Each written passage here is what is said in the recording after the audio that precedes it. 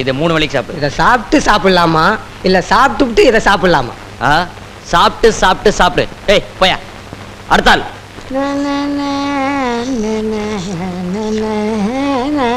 ஏ பாவல, நான் ஒருத்தங்க உட்காந்துருக்கேன்ல, எனக்கு முன்னாடி போறியே. ஆமா சொல்லிக்கலாம். எப்படி ரூபாய்க்கு 10 விற்கிறதா சொன்னாங்க, வாங்கிட்டு போலான்னு வந்தேன். கூத்து நடக்காதும் போதே இவ்வளவு திமிரா பேசுறியே, வாரத்துக்கு 4 கூத்து நடந்துட்டா உங்களை மாதிரி தாடி வச்சுட்டு அலைவாங்களா? வந்த ஜோரிய பாரியா. இந்தமா உனக்கு முன்னால வந்து உட்கார்ந்துருக்கும்ல. இல்லைங்க, கையில அடிபட்டுடுச்சு. ஐயோ ரத்தம்.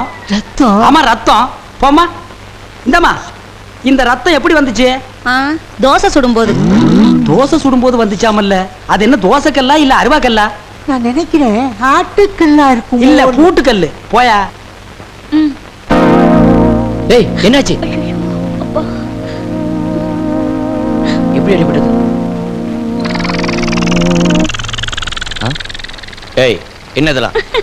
உங்களை பார்க்கணுங்கிறதுக்காக தான் இந்த நாடகம் ஆடினேன்.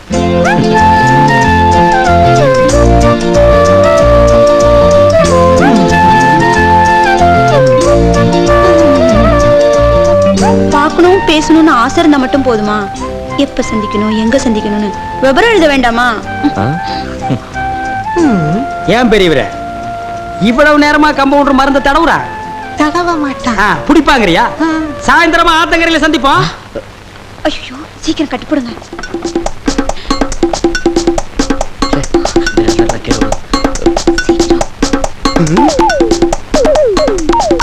ஏய் யோ, கட்டாயா கட்டுற, யானைக்காலு கட்டுற மாதிரி.